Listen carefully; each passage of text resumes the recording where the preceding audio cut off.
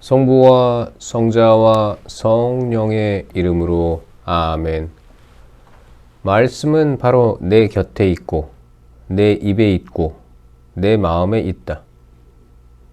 주님, 성령의 빛으로 저희 눈을 여시어 주님의 길을 보게 하시고 저희 귀를 여시어 생명의 말씀을 듣게 하소서. 아멘. 성부와 성자와 성령의 이름으로 아멘. 조상들의 전통에 관한 논쟁. 예루살렘에서 온 바리사이들과 율법학자 몇 사람이 예수님께 몰려왔다가 그분의 제자 몇 사람이 더러운 손으로 곧 씻지 않은 손으로 음식을 먹는 것을 보았다. 본디 바리사이뿐만 아니라 모든 유다인은 조상들의 전통을 지켜 한 움큼의 물로 손을 씻지 않고서는 음식을 먹지 않으며 장터에서 돌아온 뒤에 몸을 씻지 않고서는 음식을 먹지 않는다. 이 밖에도 지켜야 할 관습이 많은데 잔이나 단지나 놋그릇이나 침상을 씻는 일들이다. 그래서 바리사이들과 율법학자들이 예수님께 물었다. 어째서 선생님의 제자들은 조상들의 전통을 따르지 않고 더러운 손으로 음식을 먹습니까? 예수님께서 그들에게 이르셨다. 이사야가 너희 위선자들을 두고 옳게 예언하였다. 성경에 이렇게 기록되어 있다. 이 백성이 입술로는 나를 공경하지만 그 마음은 내게서 멀리 떠나 있다. 그들은 사람의 규정을 교리로 가르치며 나를 헛되이 섬긴다. 너희는 하느님의 계명을 버리고 사람의 전통을 지키는 것이다. 또 이어서 그들에게 말씀하셨다. 너희는 너희의 전통을 고수하려고 하느님의 계명을 잘도 저버린다. 모세는 아버지와 어머니를 공경하여라. 그리고 아버지나 어머니를 욕하는 자는 사형을 받아야 한다고 말하였다. 그런데 너희는 누가 아버지나 어머니에게 제가 드릴 공양은 코르반, 곧 하느님께 바치는 예물입니다 하고 말하면 된다고 한다. 그러면서 아버지나 어머니에게 더 이상 아무것도 해드리지 못하게 한다. 너희는 이렇게 너희가 전하는 전통으로 하느님의 말씀을 폐기하는 것이다. 너희는 이런 짓들을 많이 한다. 그러고 나서 예수님께서는 다시 군중을 가까이 불러 그들에게 말씀하셨다. 너희는 모두 내 말을 듣고 깨달아라. 사람 밖에서 몸 안으로 들어가 그를 더럽힐 수 있는 것은 하나도 없다. 오히려 사람에게서 나오는 것이 그를 더럽힌다. 누구든지 들을 귀가 있거든 들어라. 예수님께서 군중을 떠나 집에 들어가시자 제자들이 그 비유의 뜻을 물었다. 예수님께서 그들에게 대답하셨다. 너희도 그토록 깨닫지 못하느냐? 밖에서 사람 안으로 들어가는 것은 무엇이든 그를 더럽힐 수 없다는 것을 알아듣지 못하느냐? 그것이 마음속으로 들어가지 않고 뱃속으로 들어갔다가 뒷간으로 나가기 때문이다. 예수님께서는 이렇게 모든 음식이 깨끗하다고 밝히신 것이다. 또 이어서 말씀하셨다. 사람에게서 나오는 것, 그것이 사람을 더럽힌다. 안에서 곧 사람의 마음에서 나쁜 생각들, 불륜, 도둑질, 살인, 간음, 탐욕, 악의, 사기, 방탕, 시기, 중상, 교만, 어리석음이 나온다. 이런 악한 것들이 모두 안에서 나와 사람을 더럽힌다. 시리아 페니키아 여자의 믿음. 예수님께서 그곳을 떠나 티로 지역으로 가셨다. 그리고 어떤 집으로 들어가셨는데 아무에게도 알려지기를 원하지 않으셨으나 결국 숨어 계실 수가 없었다. 더러운 영이 들린 딸을 둔 어떤 부인이 곧바로 예수님의 소문을 듣고 와서 그분 발 앞에 엎드렸다. 그 부인은 이교도로서 시리아 페니키아 출신이었는데 자기 딸에게서 마귀를 쫓아내 주십사고 그분께 청하였다. 예수님께서는 그 여자에게 먼저 자녀들을 배불리 먹여야 한다. 자녀들의 빵을 집어 강아지들에게 던져주는 것은 옳지 않다 하고 말씀하셨다. 그러자 그 여자가 주님, 그러나 상 아래에 있는 강아지들도 자식들이 떨어뜨린 부스러기는 먹습니다 하고 응답하였다. 이에 예수님께서 그 여자에게 말씀하셨다. 내가 그렇게 말하니 가보아라. 마귀가 이미 내 딸에게서 나갔다. 그 여자가 집에 가서 보니 아이는 침상에 누워있고 마귀는 나가고 없었다. 귀먹고 말 더듬는 일을 고치시다. 예수님께서 다시 티로 지역을 떠나 시돈을 거쳐 데카폴리스 지역 한가운데를 가로질러 갈릴레아 호수로 돌아오셨다. 그러자 사람들이 귀먹고 말 더듬는 이를 예수님께 데리고 와서 그에게 손을 얹어 주십사고 청하였다. 예수님께서는 그를 군중에게서 따로 데리고 나가셔서 당신 손가락을 그의 두 귀에 넣으셨다가 침을 발라 그의 혀에 손을 대셨다. 그러고 나서 하늘을 우러러 한숨을 내쉬신 다음 그에게 에파타, 곧 열려라 하고 말씀하셨다.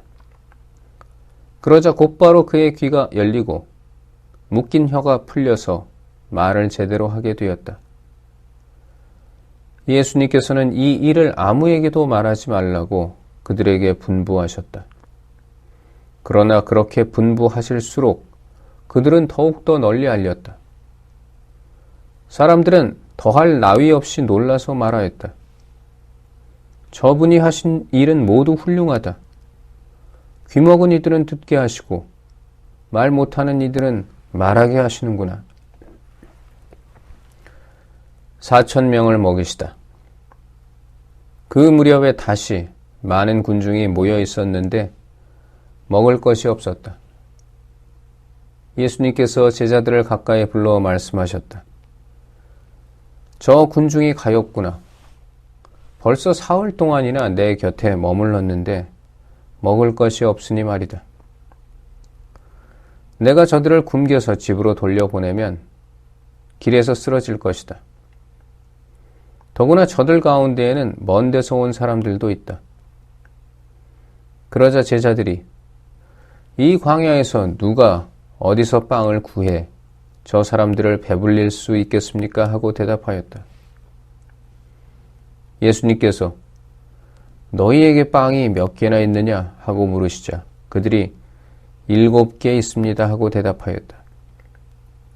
예수님께서는 군중에게 땅에 앉으라고 분부하셨다. 그리고 빵 7개를 손에 들고 감사를 드리신 다음 떼어서 제자들에게 주시며 나누어 주라고 하시니 그들이 군중에게 나누어 주었다. 또 제자들이 작은 물고기 몇 마리를 가지고 있었는데 예수님께서는 그것도 축복하신 다음에 나누어 주라고 이르셨다. 사람들은 배불리 먹었다. 그리고 남은 조각을 모았더니 7바구니나 되었다. 사람들은 4,000명가량이었다. 예수님께서는 그들을 돌려보내시고 나서 곧바로 제자들과 함께 배에 올라 달마누타 지방으로 가셨다. 바리사이들이 표징을 요구하다. 바리사이들이 와서 예수님과 논쟁하기 시작하였다. 그분을 시험하려고 하늘에서 오는 표징을 요구하였던 것이다. 예수님께서는 마음속으로 깊이 탄식하며 말씀하셨다. 어찌하여 이 세대가 표징을 요구하는가? 내가 진실로 너희에게 말한다. 이 세대는 어떠한 표징도 받지 못할 것이다. 그러고 나서 그들을 버려두신 채 다시 배를 타고 건너편으로 가셨다. 바리사이들과 헤로데의 누룩을 조심하여라. 그런데 제자들이 빵을 가져오는 것을 잊어버려 그들이 가진 빵이 배 안에는 한 개밖에 없었다. 예수님께서 그들에게 너희는 주의하여라. 바리사이들의 누룩과 헤로데의 누룩을 조심하여라 하고 분부하셨다. 그러자 제자들은 자기들에게 빵이 없다고 서로 수군거렸다. 예수님께서는 그것을 아시고 그들에게 말씀하셨다. 너희는 어찌하여 빵이 없다고 수군거리느냐? 아직도 이해하지 못하고 깨닫지 못하느냐? 너희 마음이 그렇게도 완고하냐? 너희는 눈이 있어도 보지 못하고 귀가 있어도 듣지 못하느냐? 너희는 기억하지 못하느냐? 내가 빵 5개를 5,000명에게 떼어 주었을 때 빵 조각을 몇 광줄이나 가득 거두었느냐? 그들이 12입니다 하고 대답하였다. 빵 7개를 4,000명에게 떼어 주었을 때에는 빵 조각을 몇 바구니나 가득 거두었느냐?